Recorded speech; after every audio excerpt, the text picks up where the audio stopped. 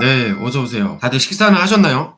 돈가스 드셨어요? 소고기. 맛있는 거 드셨네, 다들. 저도 방금 몸보신을 위해서 장어를 먹고 왔어요. 아까 하던 얘기에 이어서 하자면은 엑셀은 특별한 막 기술적인 거는 필요는 없지만 저 같은 경우에는 입사하기 전에 엑셀을 커말 2급까지만 따놨었는데 들어가서 좀 많이 배웠어야 됐고 특히나 문서 작성할 때 워드를 많이 쓰는데 워드를 하나도 모르니까 그거에 있어서 좀 불편함이 있었어요. 그래서 상사한테 물어보면서 좀 워드를 배워갔던 게 있었어서 여러분들 적응 빨리 하시려면은 워드를 해두시는 게 좋습니다. 근데 취업할 때 워드를 공부해두고 워드를 잘 해놓는 게 그렇게 중요하진 않다. 우선순위는 뭐야? 취업에 관련된 것들을 먼저 해야 되는 게 우선순위예요. 나중에 합격 사식이 발표 나고 나서 그때 워드를 1주, 2주 공부를 해놓더라도 늦지 않아요. 워드에서 어떤 기능을 필요로 하나요? 일단은 엑셀부터 말씀드릴게요. 엑셀에서 저는 Alt Enter를 몰랐어요. 행을 띄워가지고 작성할 수 있는 기능이 Alt Enter인데 그걸 몰랐었어요. 이런 사소한 거 워드 파일에서도 되게 사소해요. 일단은 이런 게 좀 필요하긴 해요. 어떤 문서 잘 작성된 게 있으면은 그 템플릿을 그대로 베껴서 만들 수 있는 그런 능력이랄까? 이걸 딱 보고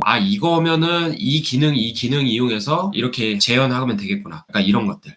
경태님, 단대 바이오 캠프 많이 배우고 있어요. 우리 경태님 같은 경우에는 저한테 면접 상담을 받고 단대 바이오 캠프 면접에서 합격을 하셨어요. 근데 제가 면접 상담을 오프라인으로 드리면서도 경태님은 잘 될 것 같다. 이대로만 하면 된다. 그런 거를 말씀을 드렸었거든요. 근데 진짜 되시더라고. 그게 사람 보는 눈이 다 비슷비슷한 것 같아요. 경태님이랑 더불어서 최근에 저한테 면접 상담 받으신 분 중에 매출 5천억대에 1차 면접, 2차 면접을 합격하신 분이 계세요. 충남에 있는 회사에 합격하셨는데 그분 같은 경우에도 제가 그냥 제가 알려드린 거 토대로 그대로 보여주기만 하면 된다 했는데 잘 되셨습니다. 가이던스 GMP에 대해 알려주는 유튜브에서 GMP 공부한 것도 자기소개서에 작성할 수 있을까요? 이거는 저는 작성할 수 있다고 봐요. 저 같은 경우에는 자기소개서에 식약처 가이드라인을 다운로드 받아서 그걸 통해서 GMP를 공부했다 이런 내용을 쓴 적이 있거든요. 그걸로 저는 GMP 지식을 어필을 했어요. 경태님이 들으시는 그런 단대 바이오 캠프 같은 외부 GMP 교육을 저는 못 들었었거든요. 그래서 할 수 있는 게 뭐야? GMP에 대해서 안다고는 얘기해야 되는데 그러면은 어떻게 해야 돼? 식약처에서 가이드라인을 다운로드 받은 거라도 어필을 했어야 됐던 상황이에요. 이게 최선은 아니에요. 근데 그거로라도 어필이 가능해요. 이걸 어필하는 순간 이거에 대해서는 대비를 해야 돼요. 면접에서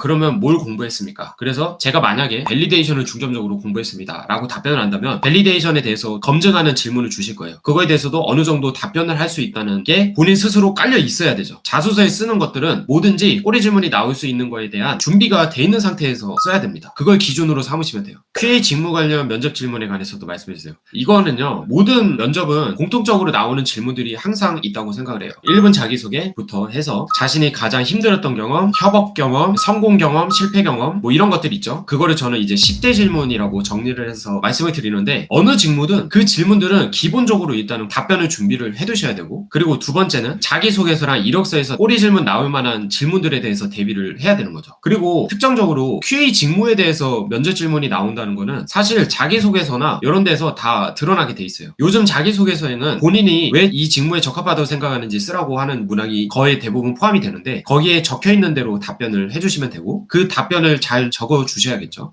QA 직무 관련 면접 질문에 대해서는 저는 이렇게 답변을 드리는 거예요. 어느 직무든지 대부분 면접은 비슷하게 준비를 해야 된다. 첫 번째는 10대 질문부터 준비를 하고 두 번째는 자기소개서랑 이력서를 통해서 세 번째는 그 회사의 기출문제들 이런 것들을 준비를 해야 된다. 꼬리 질문 대비 참 어렵네요. 꼬리 질문은 사실 한도 끝도 없습니다. 완벽하게 준비할 수가 없는 영역이에요. 여러분들 저라고 해서 면접장 가서 100% 완벽하게 잘 할 수 있을까요? 그러니까 완벽하게 준비한다는 생각 자체가 불가능한 거를 하려고 하는 거예요. 근데 불가능한 걸 가능하게 하려는 시도 때문에 두려움만 쌓이고 불안함만 쌓이는 거예요. 여러분들 완벽하게 면접 준비는 안 됩니다. 그래서 우리가 그 전에 할 수 있는 것들을 최대한 해둬야 된다는 거예요. 그게 현명한 면접 준비입니다. 완벽하게 하진 않아도 완전하게 잘하실 것 같은데 그렇긴 해요. 솔직히 저는 자신감이 있죠. 왜냐면은 저는 현직자였잖아요. 그러면은 거기 안에서 돌아가는 시스템이나 그 팀장이 가지고 있는 생각이나 이런 것들을 얼추 알기 때문에 면접을 잘 볼 자신이 있고 그 다음에 저 자체는 면접을 잘 보는 스타일이긴 해요. 그래서 여러분들한테 면접 팁을 드릴 수 있는 거고 제가 면접 합격률은 진짜 높았거든요. 그렇기 때문에 지금 보면은 더 잘 볼 자신이 있고 그런 거죠. 그렇지만 여러분들 저 자체도 완벽하게 준비가 어렵다. 와 부럽네요 하시는데 저는 그냥 현직자 경험이 있어서 그런 거예요. 저도 취업준비생 때는 처음에 벌벌벌 떨었어요. 와 이거 참 어떻게 해야 될지 막막하고 그랬던 시절이 있었어요. 근데 제가 늘 말씀드리는 게 뭐냐면은 입사 지원을 많이 하시라는 거고, 입사 지원을 많이 해야 되는 이유는 실전 경험을 많이 쌓는 게 목적이에요. 실전 경험을 왜 쌓냐? 실력을 키우기 위해서예요. 저는 철저히 밑바닥에서부터 실전 경험을 쌓으면서 실력을 올려온 케이스예요. 근데 여러분들 실전 경험도 안 쌓았는데 높은 실력을 바라는 거는 오만이에요, 오만. 아시겠죠? 제가 추천드리는 방식은 뭐냐면은 일단 부딪혀야 돼. 그리고 실전 경험을 쌓아야 돼. 그 실전 경험을 쌓으면은 안 쌓은 사람에 비해서 엄청난 차별점이 생기는 겁니다. 혹시 가장 힘들었던 경험은 일적인 인턴이나 실습했던 부분에서의 경험으로 이야기하기보다는 일상생활 일적인 부분 말고의 경험을 말하는 게 좋을까요? 사실 전 면접에서 실험실 인턴에서 어려웠던 경우 얘기했는데 가장 어려웠던 게 일할 때 있었냐고 말하셨던 경험이 있습니다. 제가 이 부분은 제 1대1 면접 상담 때나 아니면 자소서 특강에서 늘 말씀드리는 건데, 인생에서 가장 힘들었던 경험이라는 주제예요. 근데 만약에 일적으로 가장 힘들었던 경험이 궁금했다면 일적으로 가장 힘들었던 경험이 뭐냐라고 물어보셨을 거예요. 근데 인생에서 가장 힘들었던 경험이라고 질문이 나온다면은 정말 나 자신한테 한번 물어보세요. 내가 인생에서 가장 힘들었던 게 일할 때였을까? 아니면 다를 때였을까? 근데 저는 어떻게 생각을 하냐면 실제로 취직을 한 상황이 아니잖아요. 그러면 일할 때 가장 힘들었을 확률은 진짜 적어요. 제가 볼 때는 중고등학교 때 많았을 거예요.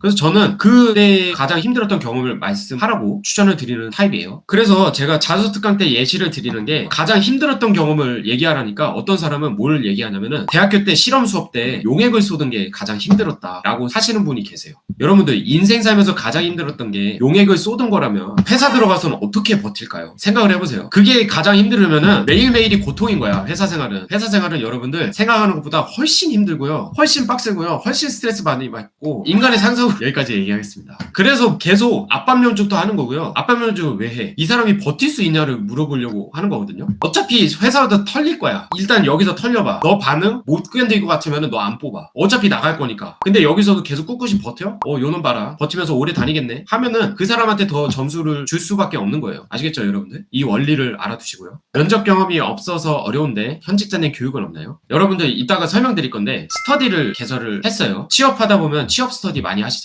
문제점이 뭐냐면은 여러분들끼리 하다 보면은 감정 소모, 서로 한풀이, 여기 떨어졌어 저기 떨어졌어, 그러고 나서 잘못된 방향성으로 가. 야 자격증을 따야 된대, 토익 900 이상을 만들어야 된대. 갑자기 그 스터디가 취업 스터디가 아니라 자격증 스터디가 되고 토익 스터디가 되고 이상한 방향성으로 가는 거야. 여러분들끼리 스터디를 하면은 문제점이 많아져요. 한 가지 막 버텨줄 사람이 있어야 되는데 없다 보니까 서로 불안한 감정 공유하고 계속해서 악순환으로 빠지게 되는 경우를 저는 많이 봐왔어요. 그래서 제가 스터디를 만들었는데 어떻게 만들었냐면 현직자 두 분을 초빙을 했습니다. 엄청나게 실력 있는 현직자 두 분을 초빙을 했고 이분들이 스터디장이 되실 거예요. 그래서 이분들이 스터디를 하면서 여러분들을 한 8명 정도씩 잡아주는 거죠. 그래서 한 명이 정확한 방향으로 피드백도 주고 방향성을 일깨워주면은 나머지 8명이 취업할 수밖에 없다. 아시겠죠? 그래서 이 스터디에 대해서는 제가 오늘 이 라이브가 끝나고 나면은 이 라이브 영상을 일주일 동안 남길 건데 거기에 신청 링크랑 상세 페이지 링크를 남겨놓을 거예요. 그걸 통해서 신청을 해주시면 됩니다. 이게 이제 1기인데 1기 신청자분들은 혜택이 있어요.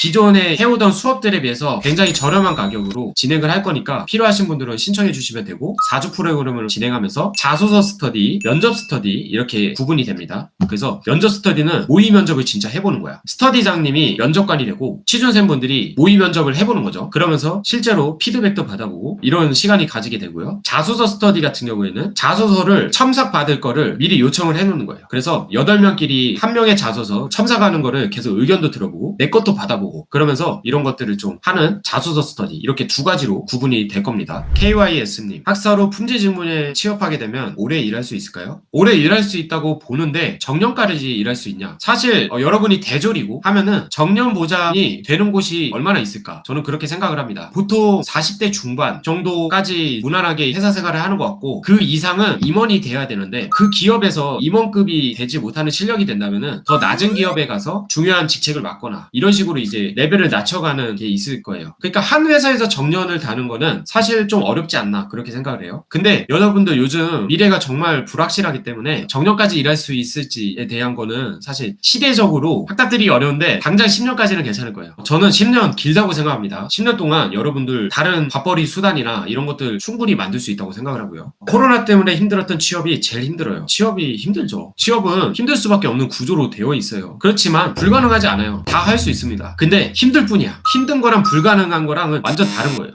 다른 분들 자기소개서를 보면 다들 팀 프로젝트나 캡스톤 이런 내용들이 들어가는데 저는 전공 관련 프로젝트는 없고 굳이 구분하자면 문과 쪽의 활동들이 대부분인데 경쟁력이 많이 떨어질까요? 경쟁력이 떨어질 수 있죠. 제가 현실적으로 말씀드립니다. 팀 프로젝트나 캡스톤이 이 직무와 관련된 경험이면 경쟁력이 더 있겠죠. 근데 경쟁력이 없다고 해서 안 쓸 겁니까? 그건 아니잖아요. 이게 쓸까 말까에 대한 고민보다는 가지고 있는 경험 중에서 어떻게 하면 최대한 어필을 할 수 있을까에 대해서 생각을 해야 돼요. 내가 가지고 있는 거는 이미 결정돼 있는 상황이에요. 거기서 더 경험을 쌓거나 아니면 기존 경험을 가지고 더 어필을 잘하거나 이 두 가지 선택만 있는 거예요. 그래서 저는 결론적으로 경쟁력이 많이 떨어진다고 생각이 들더라도 그 경험을 잘 어필하기를 추천을 드립니다. 다들 거짓말 치지 맙시다. 용액 쓰는 게 가장 힘들다뇨. 이게 함정에 빠지신 거예요. 직무 관련 경험으로만 모든 거를 써야 된다. 혈안이 돼 있으니까 사실 힘들었던 게 별로 없는 거지. 직무 관련된 거에 있어서는. 그러니까 이제 용액 쏟은 거 이런 게 나오는 거예요. 직무 관련으로 써야 되는 문항이 분명히 있어요. 근데 거기에만 직무 관련으로 쓰면 되고 그 직무 관련 문항이 아닌 거는 꼭 직무 관련으로 쓰지 않아도 된다는 거예요.